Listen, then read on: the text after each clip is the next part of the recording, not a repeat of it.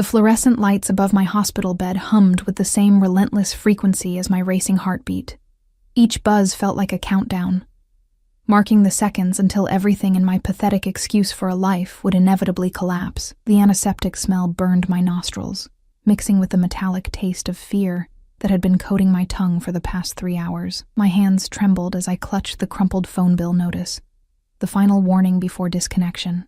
$237. It might as well have been $2 million. The number blurred through my tears as I stared at it, my vision swimming from exhaustion and the medication they'd pumped into me after the accident.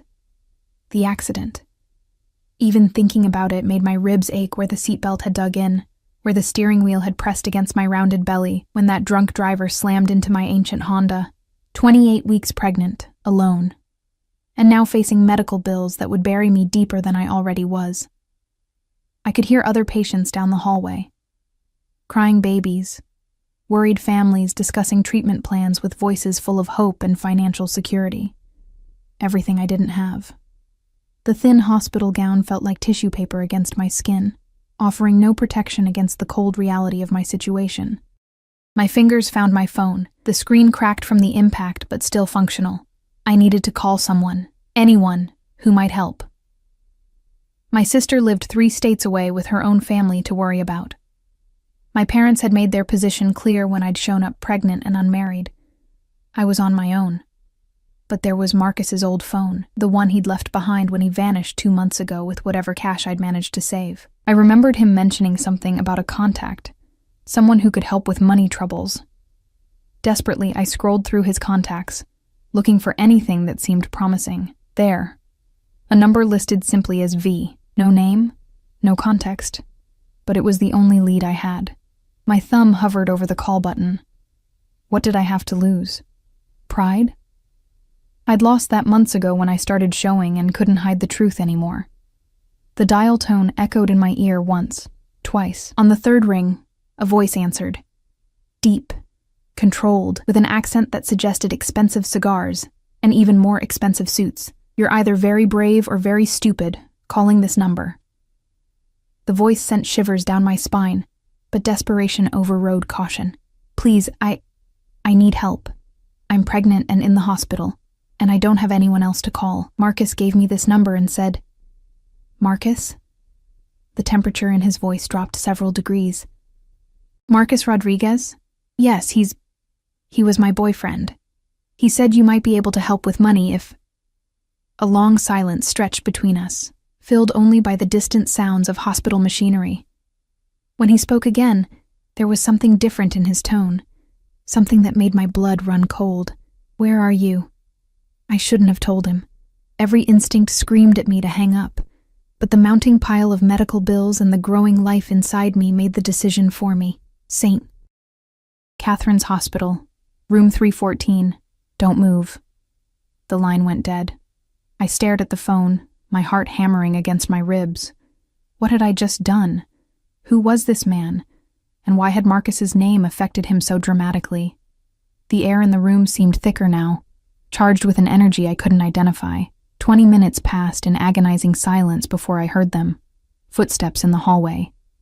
Not the soft-soled shoes of nurses or the casual stride of visitors. These were different. Purposeful. Expensive leather against linoleum, accompanied by the subtle rustle of fine fabric. The door opened without a knock.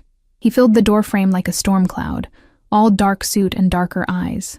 Tall, broad-shouldered, with silver threading through black hair that was styled with a kind of precision that cost more than my rent. But it was his presence that truly overwhelmed the small hospital room. An aura of controlled danger that made the air itself seem to bend around him. Behind him stood 2 other men, equally well-dressed but clearly subordinates. They remained in the hallway while he stepped inside, his gaze finding me with laser precision.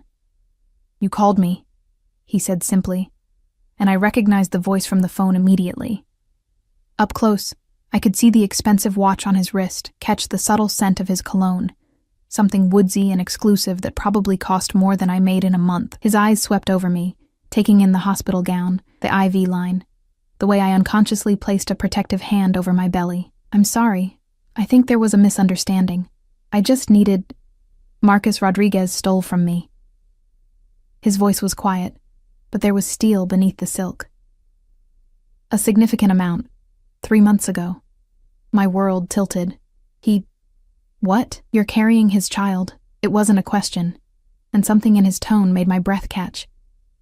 The way he looked at my rounded belly wasn't casual curiosity. It was something deeper, more complex. I didn't know, I whispered. About any of it. He left 2 months ago. I haven't seen him since. A muscle in his jaw twitched. He moved closer to the bed, and I caught more of his scent. Expensive, masculine, dangerous. What's your name? Elena. Elena Morrison. Elena. He repeated it like he was tasting the syllables. You have no family? No one else to call? The question felt loaded, and I found myself shrinking back into the pillows. No, just me. Something shifted in his expression. A flicker of what might have been calculation, or perhaps something else entirely. He reached into his jacket and I tensed, but he only withdrew a phone. A few quick words in what sounded like Italian, too low for me to catch. The bills, he said, pocketing the phone. Medical expenses, everything. It's handled. I blinked, certain I'd misheard. What? Your debt? It no longer exists. The room spun around me. I don't understand. Why would you? Because that child you're carrying is Marcus's responsibility, and Marcus's debts are now mine to collect. His dark eyes held mine. Consider this an investment. Before I could process what that meant, he was moving toward the door. But he paused at the threshold, turning back with an expression I couldn't read. Rest, Elena. You'll need your strength. And then he was gone, leaving only the lingering scent of expensive cologne and the sudden, terrifying realization that my life had just taken a turn into territory I couldn't begin to navigate. The nurse who came to check my vitals an hour later seemed confused by the changes in my chart. All pending charges had been mysteriously cleared, and I'd been moved to a private room with amenities I couldn't have afforded in my wildest dreams. As I lay in the new bed, surrounded by comfort I hadn't asked for, one thought echoed through my mind. What exactly had I just gotten myself into? The private room felt like stepping into a different world, one where people like me didn't belong. Floor-to-ceiling windows offered a view of the city skyline. Plush chairs replaced the standard plastic hospital furniture, and the bathroom was larger than my entire studio apartment. Every surface gleamed with the kind of cleanliness that money could buy, and the silence was broken only by the soft hum of what I assumed was a very expensive air filtration system. I hadn't slept. Every time I closed my eyes, I saw his face, those dark eyes that seemed to see straight through me, the way he'd moved with predatory grace, the casual authority in his voice when he'd erased my debt with a phone call. The memory sent shivers through me, a confusing mix of fear and something else I didn't want to examine too closely. A soft knock interrupted my spiraling thoughts. I expected another nurse, but instead, a woman in an elegant pantsuit entered, carrying what looked like designer shopping bags. She was perhaps 40, with the kind of polished appearance that suggested she was accustomed to expensive things. Miss Morrison? I'm Catherine Rossi. Mr. Volkov asked me to bring you some things. Volkov. So that was his name. It suited him. Harsh consonants and hidden depths. I don't need anything, I started. But she was already laying out clothes on the chair. Not just any clothes. Soft cashmere sweaters, silk blouses, perfectly tailored pants with discreet elastic waistbands designed for pregnant women. Everything looked like it cost more than my monthly salary. Mr. Volkov was quite specific about your comfort, Catherine said with a smile that didn't reach her eyes. He'll be by later to check on you. The doctor says you'll be discharged tomorrow morning. I can't accept these things. I don't even know who he is, really. What he expects in return. Catherine's smile faltered slightly. Mr. Volkov doesn't expect anything you're not willing to give, Miss Morrison. But he does protect what he considers his. The words sent ice through my veins. His? I'm not. The baby you're carrying belongs to a man who wronged him. That makes you significant to his interests. She smoothed invisible wrinkles from one of the sweaters. I'd suggest you don't fight this too hard. Viktor Volkov isn't a man who accepts refusal gracefully. Victor. Another piece of the puzzle that was my mysterious benefactor. As Catherine left, I found myself staring at the clothes, my mind reeling.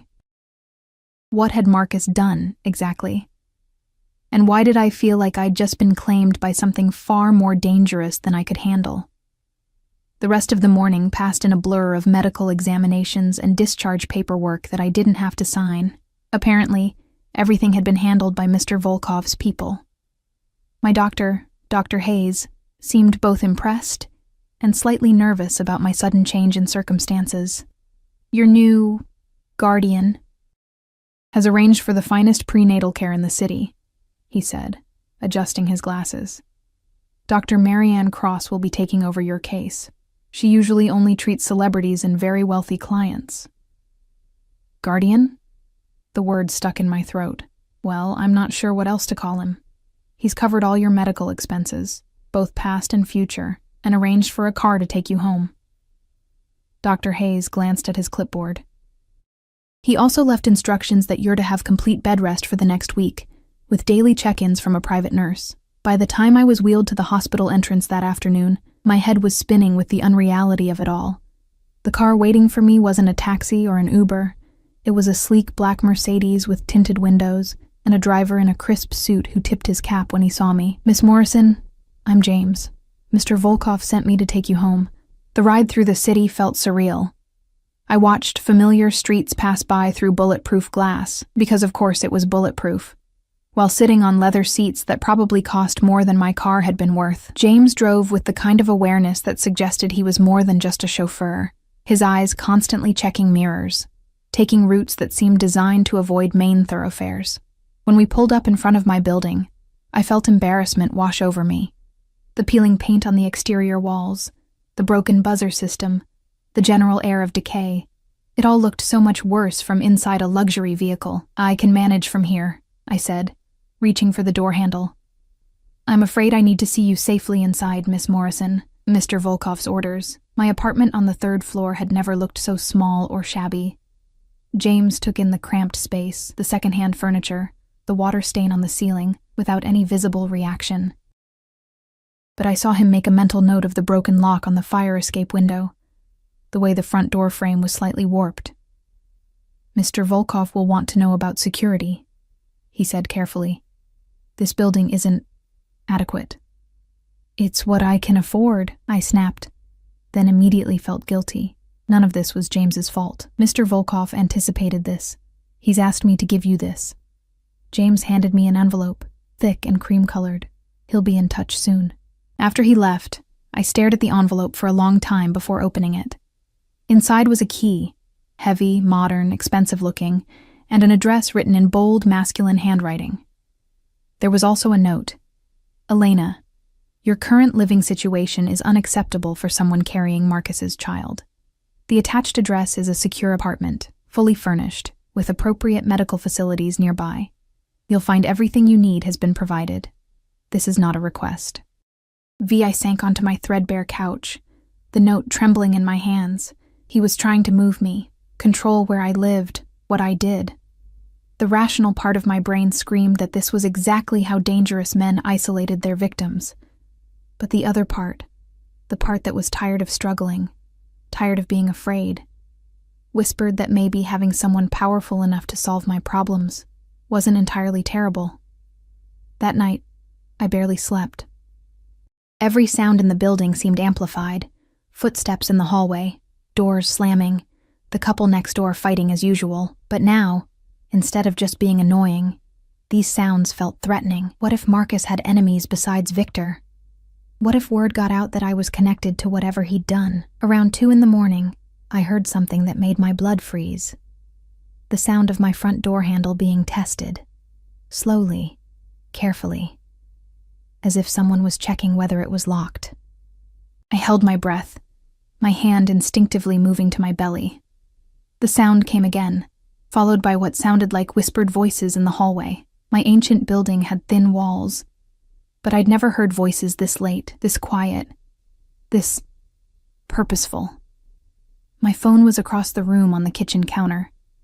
I started to move toward it when I heard the distinct sound of someone working on the lock. The scratching, metallic noise was unmistakable. Someone was trying to pick their way into my apartment. Panic flooded my system. I grabbed the baseball bat Marcus had left behind, one of the few useful things he'd abandoned, and crept toward the window. The fire escape James had noted as a security weakness was also my only exit route if whoever was at my door managed to get in. The lock clicking open was the loudest sound I'd ever heard. Elena Morrison? The voice was unfamiliar, rough with an accent I couldn't place. "We know you're in there, sweetheart. We just want to talk about your boyfriend." Ex-boyfriend. I wanted to scream, but terror had stolen my voice. I heard footsteps entering my apartment. At least 2 sets, maybe 3. "Marcus owes some very bad people money," another voice said, this one closer to my bedroom door. "We heard he left you with something valuable. A little insurance policy, you might say. The baby." They were talking about my baby. "Now, we know Volkov thinks he's claimed you. But see, Marcus owed us first. That makes you our business until his debt is settled." I was pressed against the fire escape window, my hands shaking so badly I could barely work the latch. The window hadn't been opened in years, and the paint had sealed it shut. I pulled desperately at the frame while listening to them move through my apartment. Searching. "She's not in the living room. Check the bedroom." The window suddenly gave way with a loud screech of metal on metal. I didn't hesitate. I climbed through onto the fire escape, my pregnant belly making the movement awkward and terrifying. The metal was cold against my bare feet, and the October night air cut through my thin pajamas like knives. I was fumbling with my phone, trying to dial 911, when I heard them discover the open window.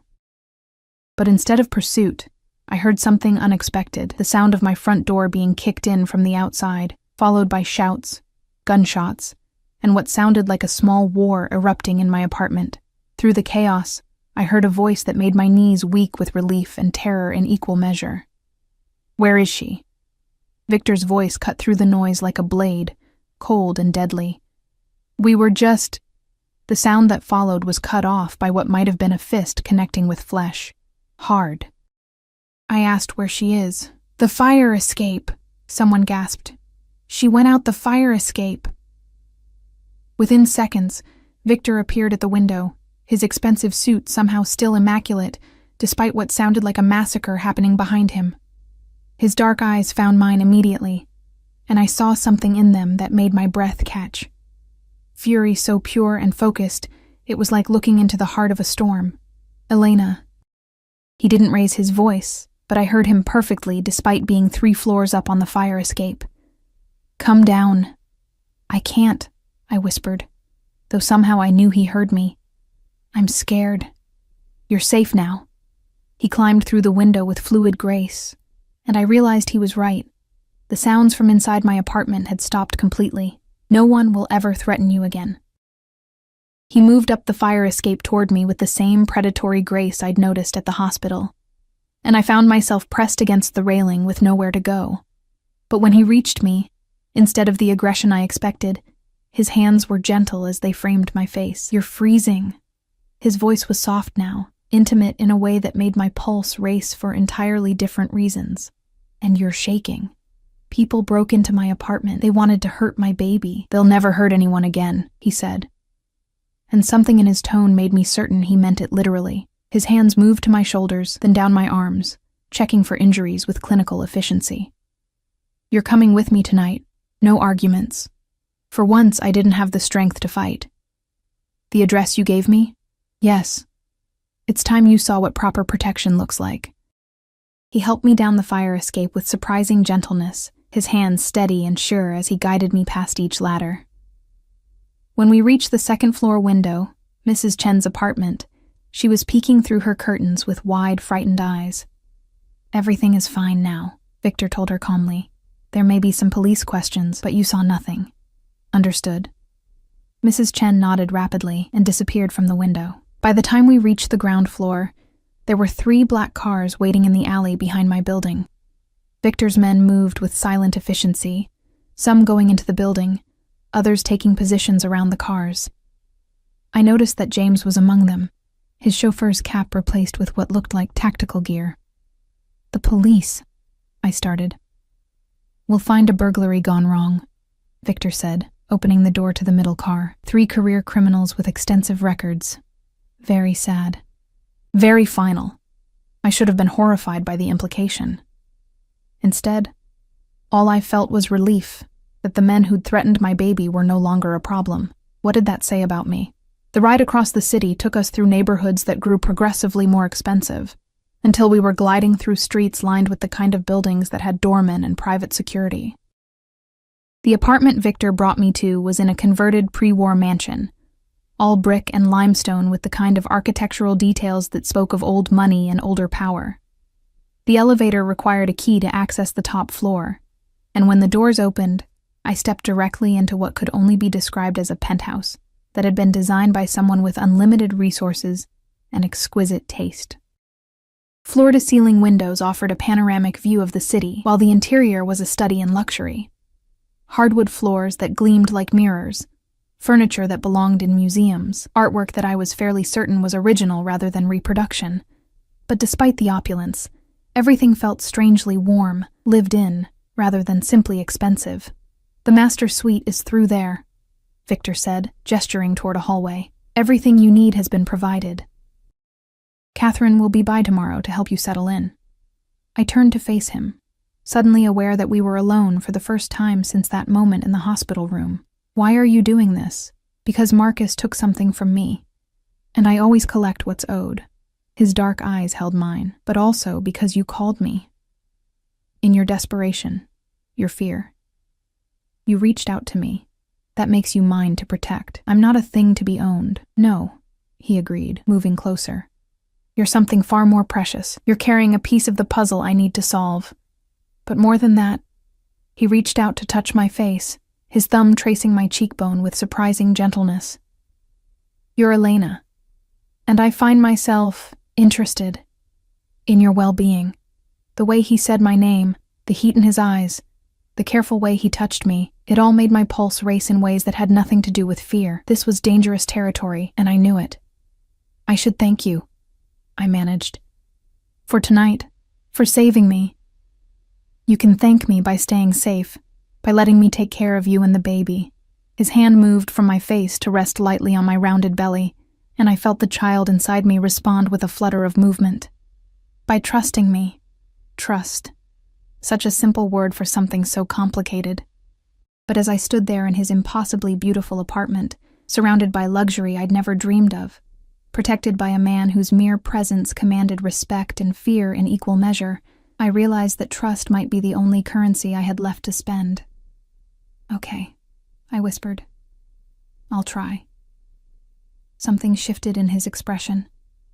Satisfaction, perhaps, or something deeper. "Good.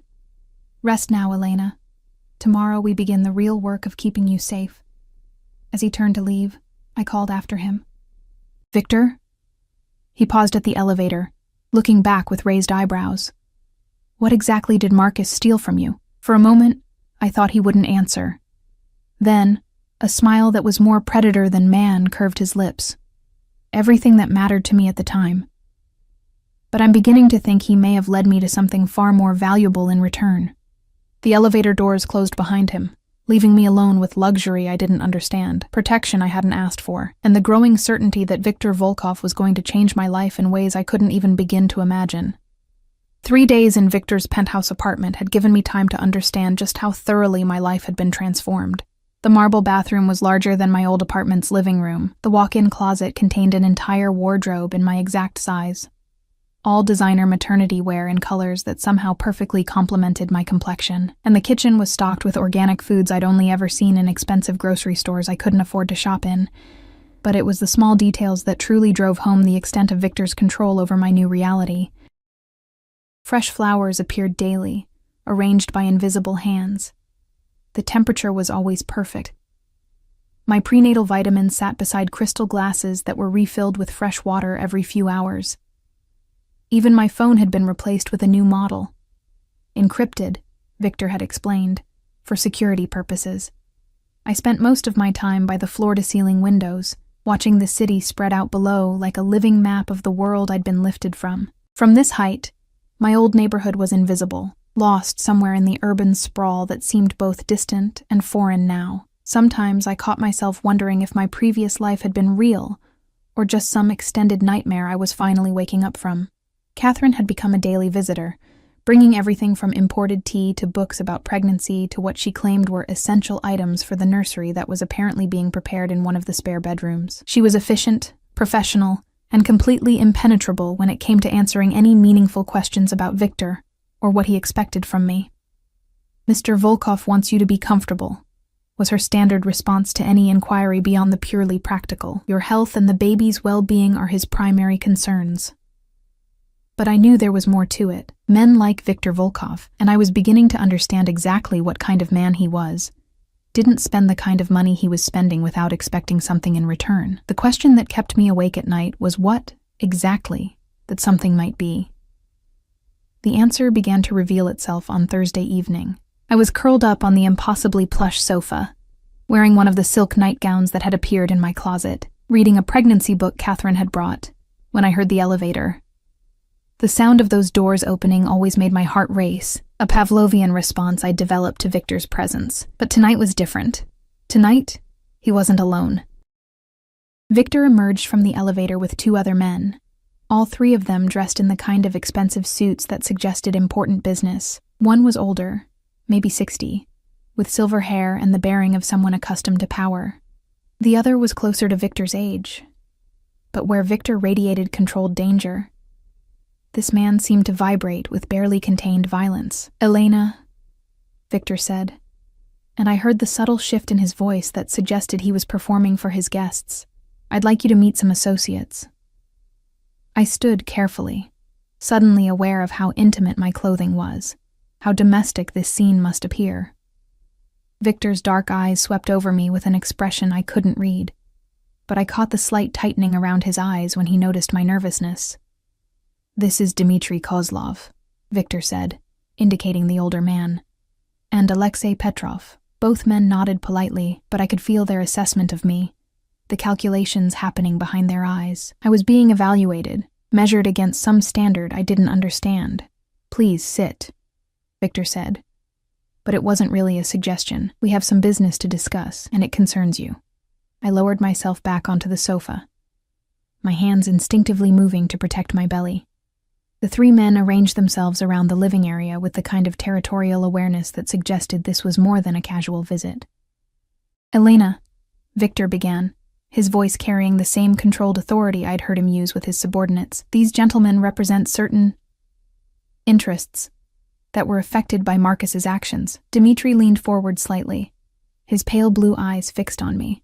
"Your boyfriend stole from us, Miss Morrison. A substantial amount of money, along with information that was meant to remain private." "Ex-boyfriend," I corrected automatically, then immediately wished I'd stayed silent when all 3 men smiled with what might have been amusement. "Ex-boyfriend," Dmitry repeated. "Yes, I understand he abandoned you when things became complicated. Men like Marcus Rodriguez rarely display loyalty when their actions have consequences." "What does this have to do with me?" I asked, though I suspected I already knew. "Everything." Alexei spoke for the first time, his accent thicker than the others, his voice rough with what sounded like old cigarettes and hard living. "Marcus stole from the Bratva, from our family. In our world, debts are inherited, especially when they involve betrayal." The Bratva. Russian organized crime. I'd heard the term in movies, but sitting in Victor's elegant living room, surrounded by these dangerous men, the reality hit me like a physical blow. "I don't have any money," I said weakly. "I'm barely surviving as it is." "No," Victor said, and something in his tone made my blood run cold. "But you have something else, something Marcus left behind." All 3 men looked pointedly at my rounded belly. "You're talking about my baby," I whispered. "Marcus's baby," Dmitry corrected. "A Rodriguez heir. In our world, family lines matter. Bloodlines carry both honor and debt." I felt the world tilt around me. "You want to hurt my child because of what Marcus did? Hurt?" Victor's voice was sharp. "No one wants to hurt the child, Elena. But the debt must be settled. Marcus owes us $5 million and information that cost us significantly more. $5 million. The number was so impossibly large that my mind couldn't process it. "I don't understand what you expect me to do about that." Victor moved to sit beside me on the sofa, close enough that I could smell his cologne, feel the heat radiating from his body. There are several options, he said carefully. The most traditional would be for the child to work off the debt once he or she comes of age. 20 years of service to the organization. Perhaps 30, depending on the agreed terms. The room spun around me. You're talking about enslaving my child. We're talking about honor, Alexei said harshly. About family responsibility. In Russia, when a man dies owing debts, his children inherit the obligation. Marcus isn't dead, I protested. He might as well be, Dmitri said with grim satisfaction. We haven't been able to locate him in over 2 months. Men who steal from us and then disappear rarely resurface voluntarily. Victor's hand found mine, his fingers intertwining with my trembling ones. But there is another option, he said quietly. A more civilized solution. I looked at him, desperate for anything that would protect my child from the nightmare scenario they'd outlined. Marriage, Victor said simply. The word hung in the air between us like a weapon. I don't understand. If you marry into a family with sufficient resources and influence, Dmitri explained, a family capable of settling Marcus's debt, then the child would be protected.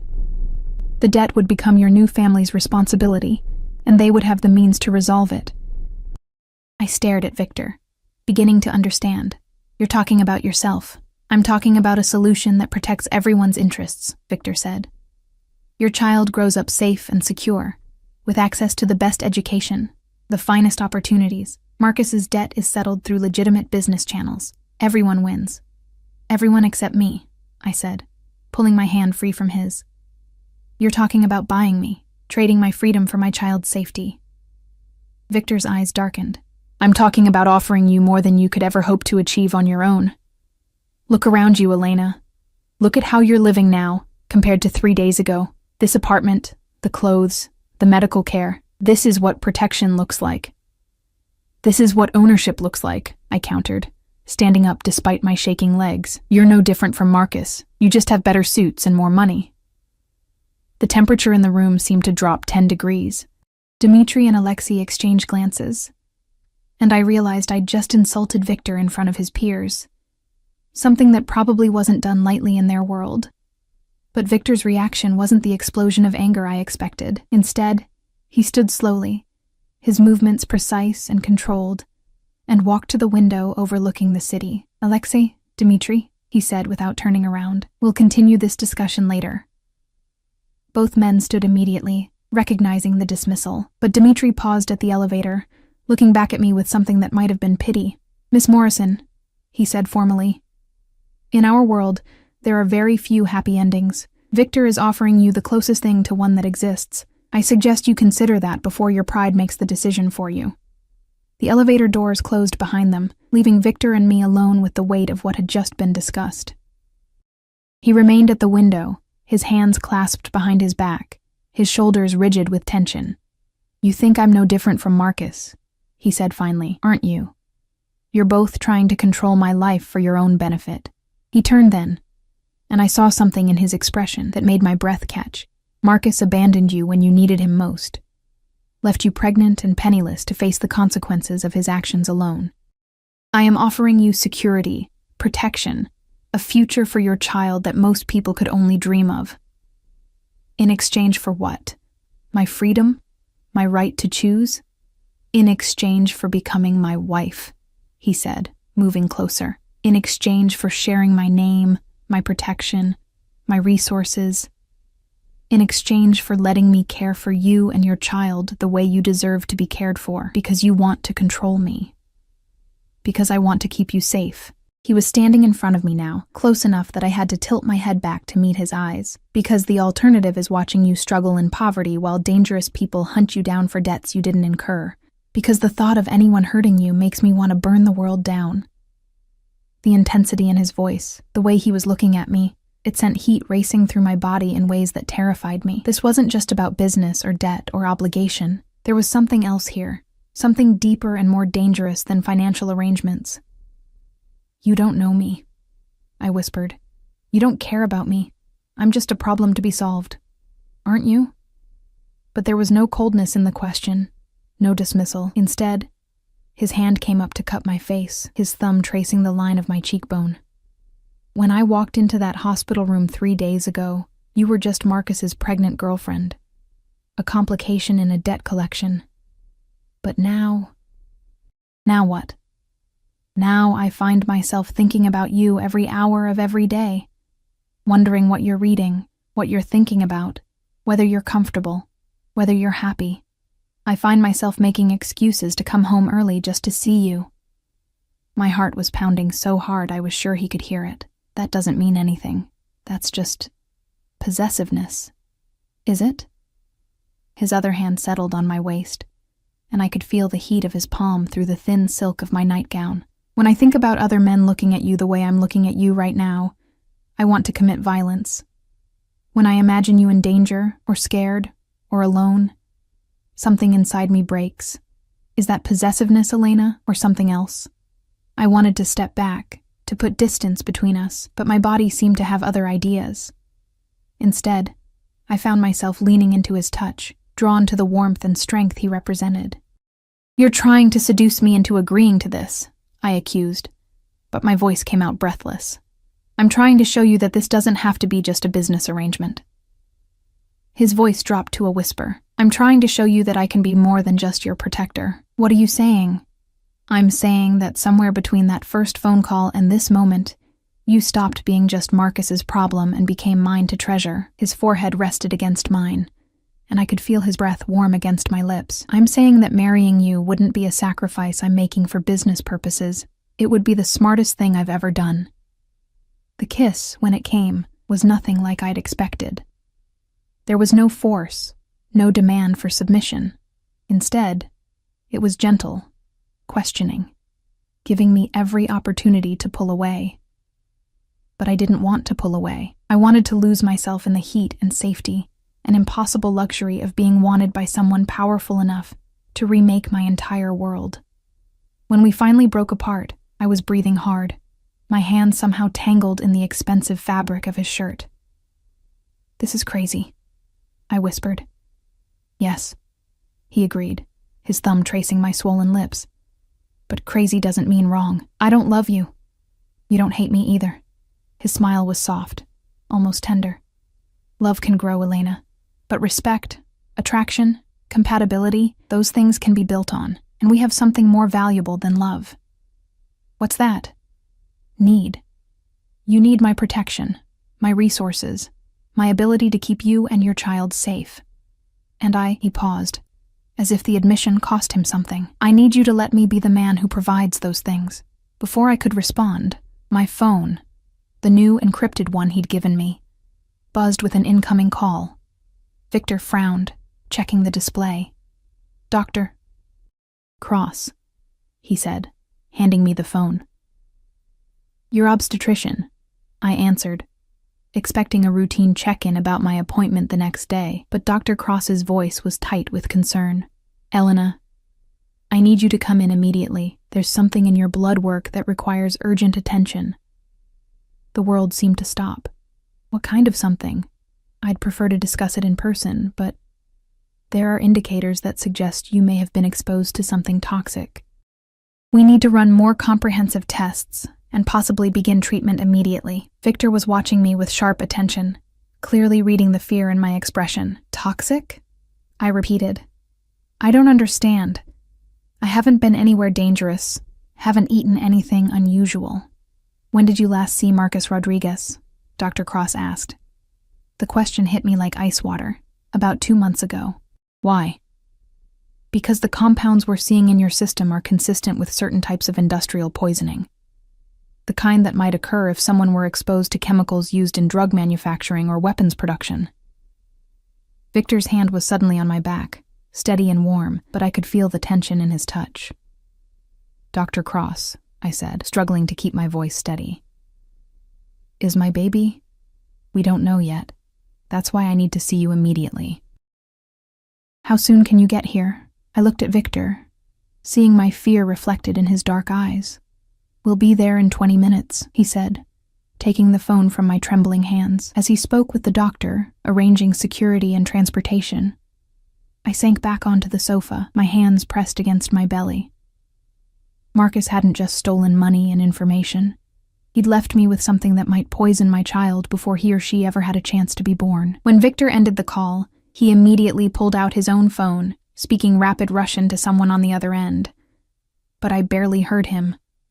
All I could think about was the possibility that my baby, this innocent life I'd already begun to love so desperately, might be paying the price for Marcus's crimes. Elena.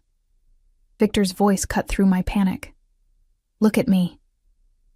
I raised my eyes to his, seeing steel and determination where I'd expected sympathy. Whatever is happening, whatever Marcus exposed you to, we will fix it. I have the best doctors, the most advanced treatments, unlimited resources. Your baby will be fine. You don't know that.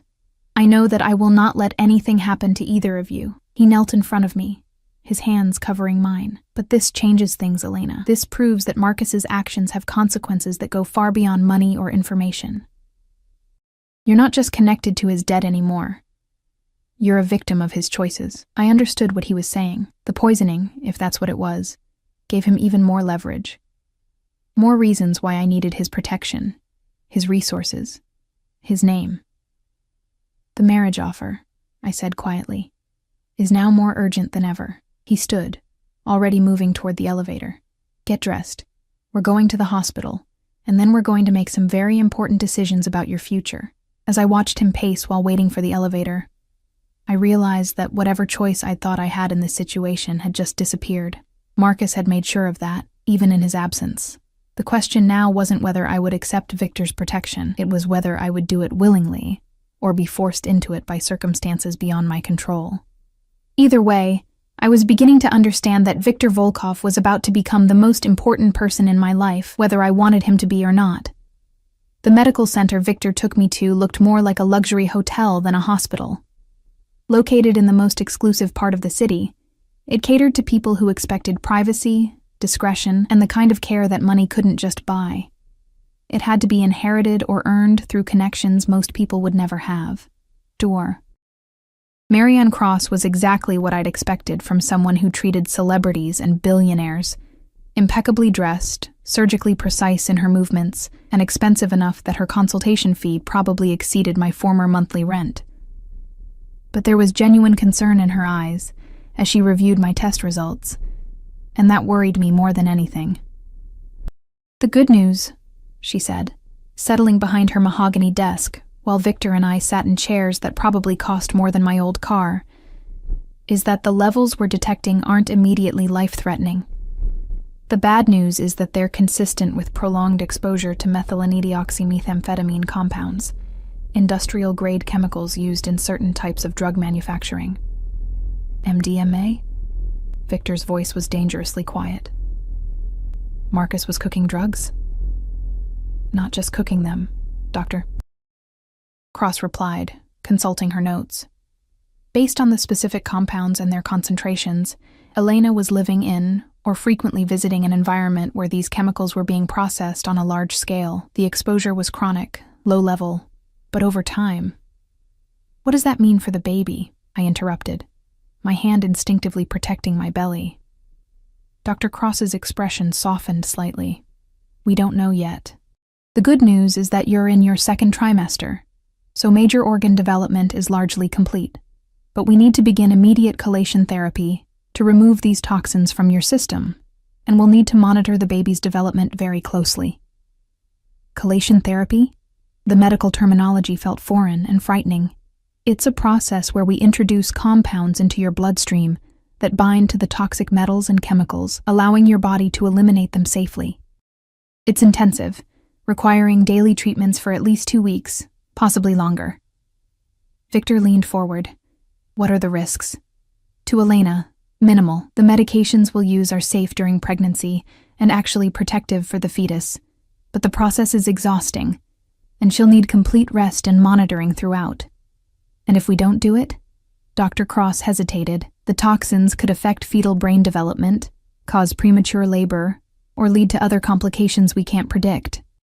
Elena, how long were you living with Marcus in his current residence? The question hit me like a physical blow. About 8 months. We moved in together when I found out I was pregnant. And during that time, did you notice any unusual smells? Chemical odors that seemed out of place? I thought back to Marcus's apartment. Our apartment, I'd thought at the time.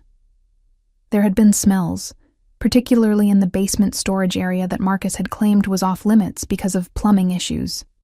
Sweet, acrid scents that made my head ache when I was downstairs doing laundry.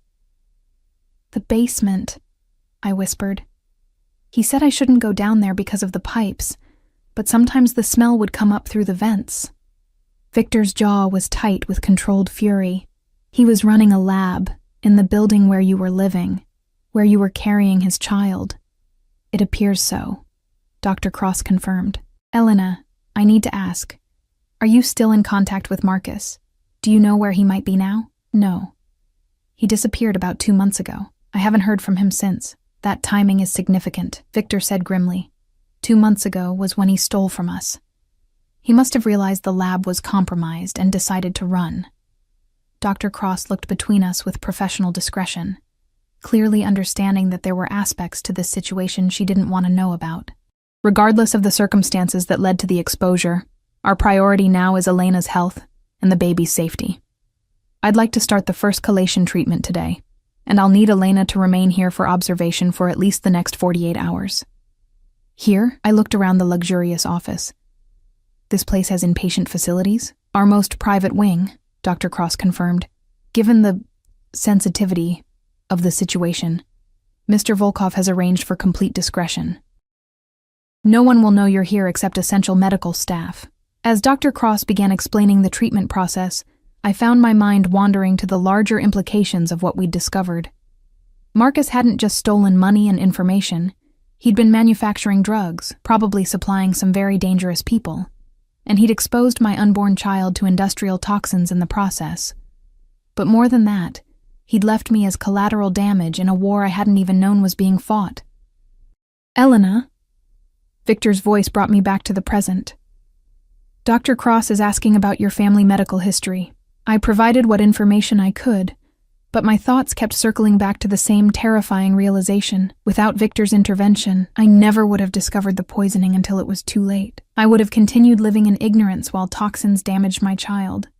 Probably would have given birth to a baby with developmental problems that doctors would have attributed to genetics or bad luck. The first chelation treatment felt like liquid fire moving through my veins. Dr. Cross had warned me it would be uncomfortable, but the burning sensation was accompanied by nausea so severe I could barely keep down the antiemetic medications they gave me. Victor stayed beside my bed throughout the entire process, his hand holding mine while nurses monitored my vital signs and adjusted IV drips with practiced efficiency. When the nausea became overwhelming, he held my hair back while I was sick into a basin that cost more than most people's monthly salary. This is because of Marcus, I gasped between waves of illness.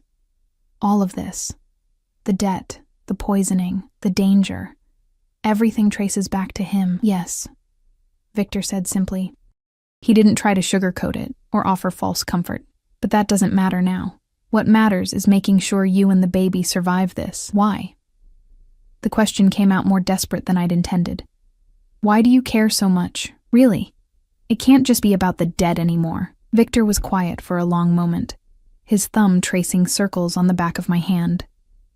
When he finally spoke, his voice was softer than I'd ever heard it. When I was 12 years old, my mother died because she couldn't afford proper medical care. We had money. My father was already successful in business. But she was too proud to ask for help when she started getting sick. By the time we realized how serious it was, the cancer had spread too far. I looked at him, seeing a vulnerability I hadn't expected.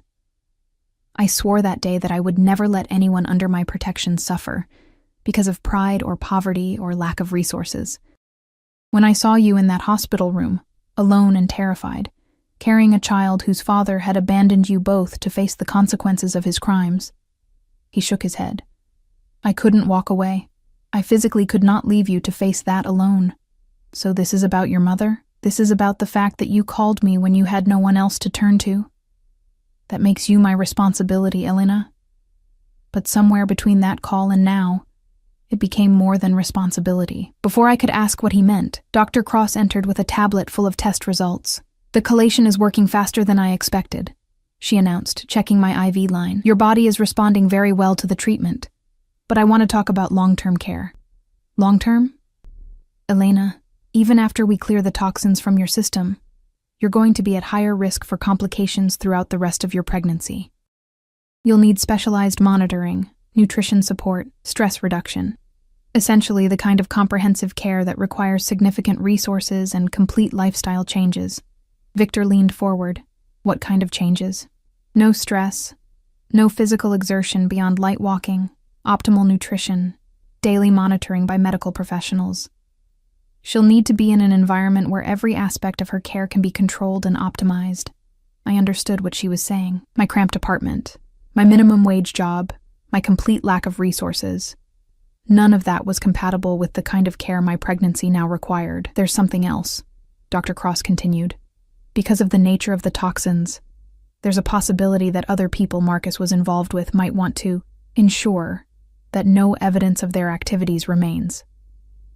You're talking about silencing witnesses, Victor said flatly. I'm talking about the fact that Elena's blood work could potentially implicate a lot of very dangerous people in very serious crimes. If word gets out about what we've discovered, she didn't need to finish the sentence. I was no longer just a pregnant woman caught up in her ex-boyfriend's debts. I was a walking piece of evidence that could destroy entire criminal enterprises. They'll try to kill me, I said quietly. They'll try, Victor corrected. But they won't succeed. Over the next 6 hours, as the chelation treatment continued, Victor's phone rang constantly. He stepped out to take most of the calls, but I caught fragments of conversation, discussions about security protocols, safe houses, legal strategies. Each conversation seemed to add another layer to the complex web of protection he was weaving around me. When Dr. Cross came in for the evening assessment, she had news that changed everything. Elena, the toxin levels in your blood are dropping faster than we anticipated, which is excellent. But there's something else. She consulted her tablet. The blood work revealed something we didn't expect to find. My heart stopped. Something wrong with the baby? No, something unusual about the paternity. Victor went very still beside me. I don't understand, I said. Dr. Cross looked uncomfortable. Elena, are you certain Marcus Rodriguez is the father of your child? Of course I'm certain. He's the only person I've been with in over a year. Because the genetic markers we're seeing don't match the profile we have for Marcus Rodriguez in our system. What profile? Victor asked sharply. Mr. Volkov, when you arranged Elena's care, you provided DNA samples for the father to help us understand potential genetic complications from the toxin exposure. But the baby's genetic markers don't match those samples. The room spun around me. That's impossible. Elena. Victor's voice was carefully controlled. Where did those DNA samples come from? Dr. Cross consulted her notes. Hair follicles recovered from the apartment where the chemical exposure occurred. Your security team provided them along with Elena's medical history. Hair follicles from Marcus's apartment, but if the baby wasn't Marcus's, there has to be a mistake, I insisted. I haven't been with anyone else. It's impossible. But even as I said it, memories were surfacing. The night 3 weeks before Marcus disappeared, when I'd come home from work to find him acting strangely, nervous and paranoid. He'd insisted we go out to dinner, somewhere far from the apartment, and we'd ended up at a seedy bar where he'd introduced me to a man he claimed was a business associate. The man had been tall, dark-haired, charming in the way that dangerous men often are. He'd bought us drinks, made jokes, seemed genuinely interested in my pregnancy.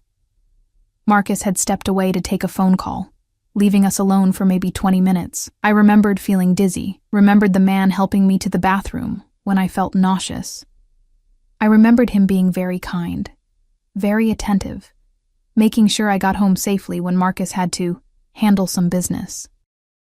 But I didn't remember anything after that, until I woke up the next morning in my own bed, with Marcus already gone and a note saying he had to travel for work. Elena?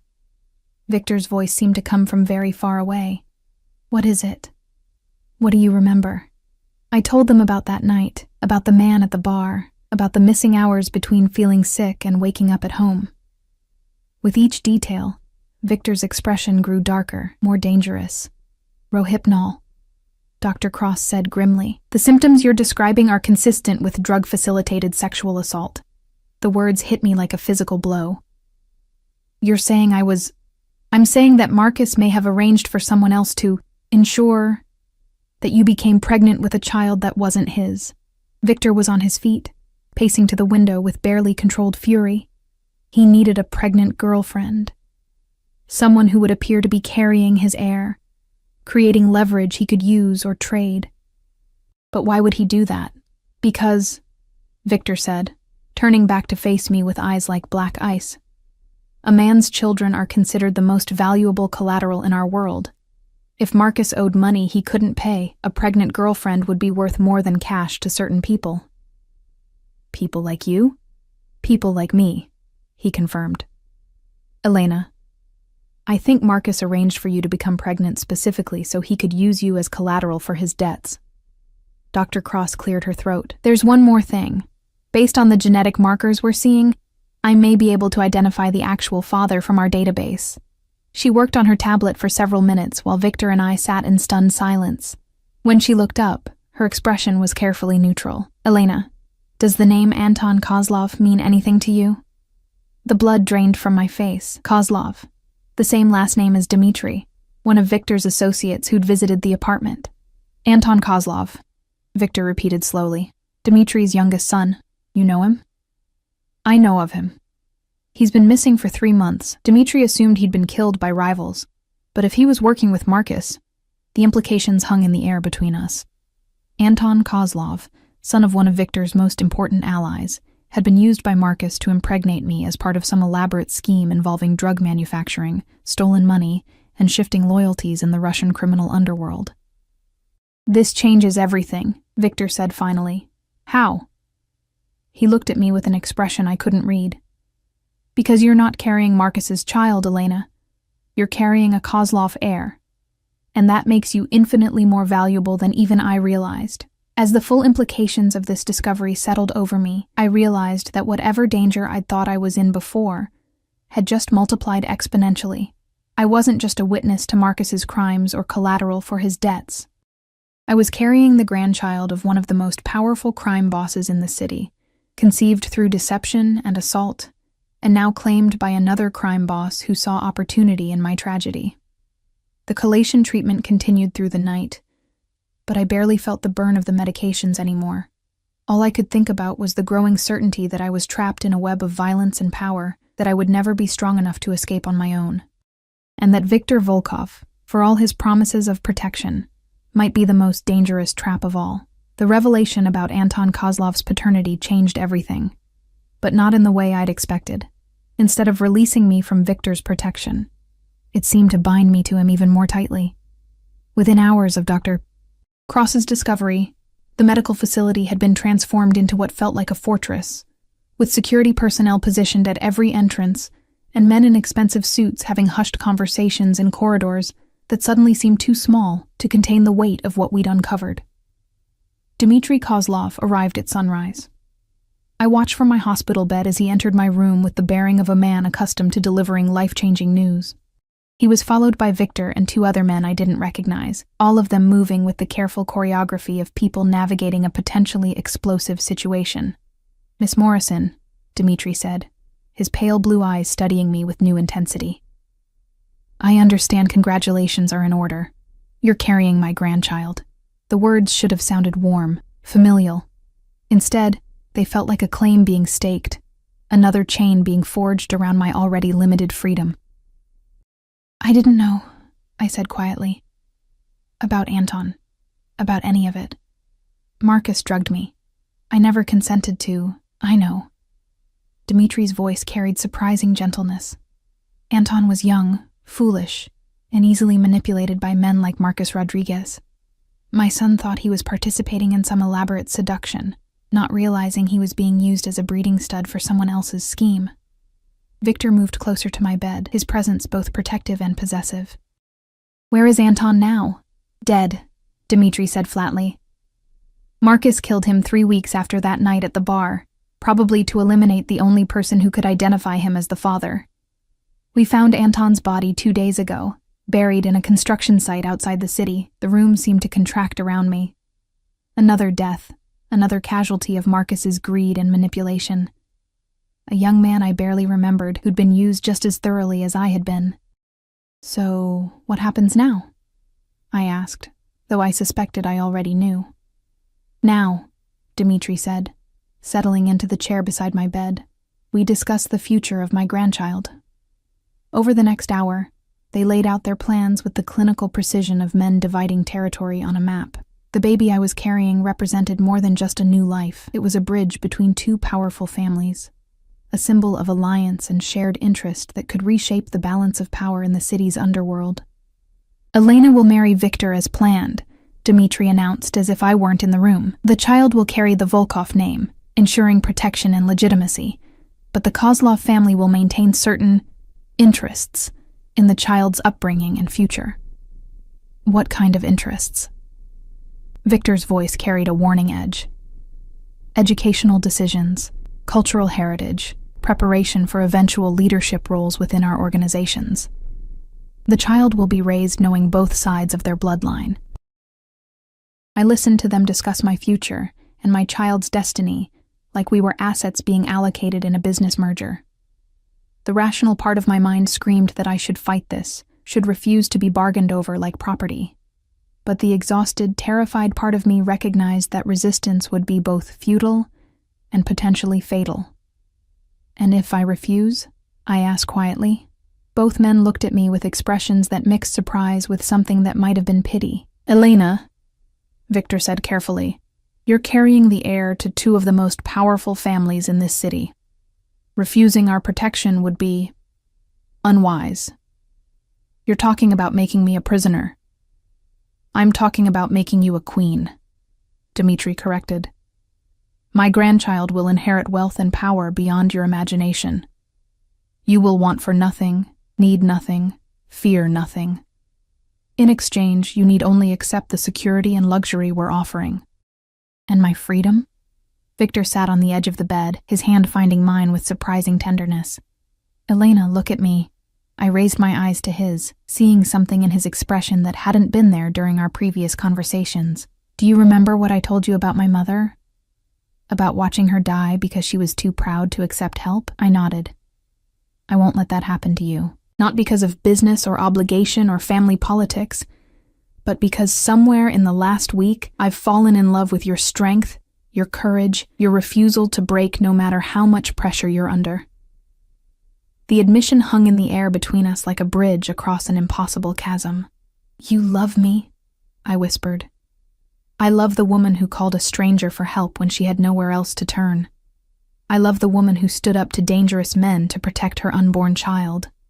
I love the woman who's lying in a hospital bed, poisoned and terrified, and facing an impossible situation, and still asking about freedom instead of begging for safety. Dimitri cleared his throat meaningfully. Victor, perhaps this conversation would be better continued in private. No, Victor said without taking his eyes off mine. Elena deserves to hear this with witnesses. Elena, I'm not asking you to marry me because of business arrangements or family politics or debt collection. I'm asking you to marry me because I can't imagine my life without you in it. But you barely know me. I know that you have more courage than most men I've worked with. I know that you put your child's welfare above your own pride. I know that you make me want to be a better man than I've ever been before. His thumb traced across my knuckles. I know that when I thought those men in your apartment might have hurt you, I was prepared to start a war to avenge you. Victor. I could hear the uncertainty in my own voice, the way I was wavering between the safety he offered and the independence I'd always tried to maintain. I'm not Marcus, he said quietly. I will never abandon you or betray you or put you in danger for my own benefit. I will spend my life making sure you and our children are safe, happy, and free to be whoever you choose to be. Our children? The baby you're carrying will be mine in every way that matters, Elena. Biology is just genetics. Family is choice, commitment, love. If you'll let me, I'll be the father Anton Kozlov never had the chance to be. Before I could respond, Dr. Cross entered with the day's test results and news that would change everything yet again. Elena, the chelation therapy has been remarkably successful. The toxin levels in your blood are now within normal ranges, and all indicators suggest the baby is healthy and developing normally. She consulted her tablet. However, there's something else we need to discuss. Victor tensed beside me. What is it? The genetic analysis has revealed something unusual. Elena, you're not just carrying Anton Kozlov's child. You're carrying twins. The room went completely silent. Twins? I repeated stupidly. Fraternal twins, which means two separate conceptions. Based on the genetic markers, one child is definitely Anton's. But the other... Dr. Cross hesitated. The other appears to be Marcus Rodriguez's biological child after all. Dmitri stood abruptly. That's impossible. Actually, it's not. It's rare, but superfecundation, conception of twins by different fathers, can occur if a woman has multiple partners within a short time frame. Elena, you mentioned missing time the night you met Anton.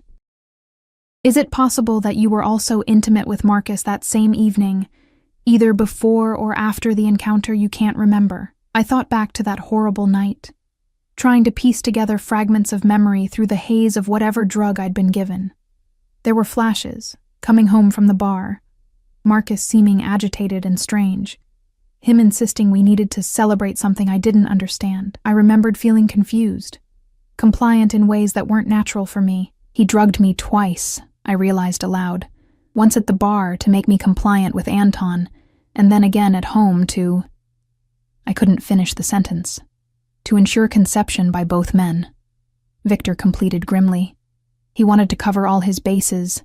If one pregnancy failed, he'd have backup. If both succeeded, he'd have twice the leverage. Dmitri was pacing now, his controlled demeanor cracking for the first time since I'd met him. This changes the calculations entirely. We're not talking about one heir anymore. We're talking about two children with different bloodlines, different claims, different destinies. No, Victor said firmly. We're talking about Elena's children, both of them, and they will both carry my name and my protection. Victor, be reasonable. A Rodriguez heir will be raised as a Volkov, Victor interrupted. Biology doesn't determine family, Dmitri. Elena is going to be my wife, and these children are going to be my sons or daughters. End of discussion. The argument that followed was conducted in rapid Russian, with both men's voices rising as they debated the political and financial implications of twin heirs with different biological fathers, but I barely heard them. All I could think about was the fact that I was carrying two babies, one conceived through assault, one through manipulation, and both of them innocent of the crimes that had brought them into existence. Stop, I said quietly, but they continued arguing. Stop, I said louder, and both men turned to look at me. These are my children, I said, my hands moving protectively to my belly. Both of them. I don't care about bloodlines or politics or family alliances. They didn't choose to be conceived this way, and they deserve better than to be treated as pawns in your business arrangements. Victor moved back to my bedside immediately. Elena, you're right. I'm sorry. We got caught up in treating me like an incubator and them like property. I finished. I understand that you both have legitimate concerns about their future and their safety, but I won't let them be raised as weapons or symbols or political tools. Dmitri studied me with something that might have been newfound respect. What are you proposing? I'm proposing that we find a way to protect them that doesn't rob them of the right to choose their own futures. I'm proposing that any marriage arrangements be based on what's best for the children, not what's most advantageous for your organizations. And what do you think is best for them? Victor asked. I looked at him. This dangerous, powerful man who'd shown me more genuine care in a week than Marcus had in 8 months, and made the decision that would determine the rest of our lives. I think they need a father who will love them unconditionally, regardless of their biology. I think they need security and protection and opportunities that I could never provide alone. And I took a deep breath. I think I'm falling in love with the man who's been willing to start wars to keep me safe. Victor's hand tightened on mine. Elena, I'll marry you, I said. the words coming out stronger than I'd expected. Not because I'm forced to, not because it's the only choice I have, but because you've shown me what real protection looks like. Because you've treated me like someone worth fighting for instead of just another problem to solve. And the children will be Volkov's, I said firmly, looking at Dmitri, with the understanding that they'll learn about their heritage from both sides when they're old enough to understand. But their primary loyalty will be to each other and to the family that raises them with love. Dmitri considered this for a long moment. And if one day they choose to claim their Kozlov heritage, then we'll deal with that when it happens, Victor said, as a family. The old Russian nodded slowly. Very well. But I want regular contact with my grandchild. Holidays, birthdays, cultural education. Agreed, Victor said without hesitation. Over the following weeks, as my health improved and the babies grew stronger, the arrangements were finalized with the kind of efficiency that only unlimited resources could provide. The wedding was scheduled for the day after my discharge from the medical facility, a small private ceremony that would legally bind me to Victor while giving our children the protection of his name and fortune. But the most surprising development was how naturally Victor and I had begun to function as a partnership. He brought me books and flowers, stayed beside my bed through the difficult nights when the collation treatments left me sick and weak, and talked to my growing belly as if the babies were already his own children. You know, I said one evening as he read pregnancy books with the same intensity he probably applied to business contracts. Marcus never once asked me how I was feeling. Marcus was an idiot, Victor replied without looking up from his research on twin pregnancies. He was also the biological father of one of my children. Biology is just science, Elena. Love is choice. He finally looked up at me, his dark eyes serious. I choose these babies. I choose you. Every day, for the rest of our lives, I'll keep choosing you. The wedding took place in the penthouse, with only Dmitri, Catherine, Dr. Cross, and a judge who specialized in discretionary ceremonies for people who valued privacy above publicity. I wore a dress that cost more than my old apartment's annual rent, carried flowers that had been flown in from some impossible place, and promised to love, honor, and cherish a man I'd known for less than a month. But as Victor slipped the ring onto my finger, a platinum band with diamonds that caught the city lights like captured stars, I realized that sometimes love wasn't about time or convenience or perfect circumstances. Sometimes it was about recognizing the person who would stand between you and the entire world, who would choose your safety over his own interests, who would love your children as if they were pieces of his own heart. Elena Volkov, Victor said as the judge pronounced us married, and the name felt like coming home to a place I'd never known I was searching for. 6 months later, I delivered 2 healthy babies in the private medical facility where we'd discovered the truth about their conception. Victor was there for every moment of labor, holding my hand through contractions, whispering encouragement in Russian and English, crying when our son and daughter took their first breaths. "They're perfect," he whispered, holding our daughter while I cradled our son. Absolutely perfect. And they were. Despite everything, the drugs, the toxins, the violence and manipulation that had brought them into existence, they were healthy and strong and completely innocent of their complicated beginning. "What should we name them?" I asked. Victor looked at the babies with an expression of pure wonder. "Hope," he said finally, "because that's what they represent. And Anton, for the father who never got the chance to meet his son." "Hope and Anton Volkov," I repeated, testing the names. "I like it." As I watched my husband, and he was truly my husband now, in every way that mattered, gently rock our daughter while our son slept against my chest, I realized that sometimes the most beautiful things come from the darkest circumstances. Marcus had tried to use me as a pawn in his criminal schemes, but his manipulations had led me to a man who loved me enough to claim children that weren't biologically his, who had built a fortress of protection around our small family, who chose us every single day. "No regrets?" Victor asked quietly, settling into the chair beside my hospital bed with Hope sleeping peacefully in his arms. "None," I said, and meant it completely. "What about you?" "Only one," he said with a smile that transformed his entire face. "I wish I could have found you sooner." Outside our windows, the city stretched endlessly in all directions. The same city where I'd once struggled to pay bills and worried about raising a child alone, but from inside the security of Victor's protection, surrounded by love I'd never expected, and luxury I'd never dreamed of, that old life seemed like something that had happened to someone else entirely. I was Elena Volkov now, wife, mother, and the most protected woman in the city. And for the first time in my life, I truly understood what safety felt like. Our story had begun with a mistaken phone call and a desperate plea for help. It had grown through danger and deception, through revelations that changed everything and choices that defined us. But it had become something neither of us had anticipated. A love story written in the shadows, protected by power, and sealed with the promise that we would face whatever came next as a family. Together.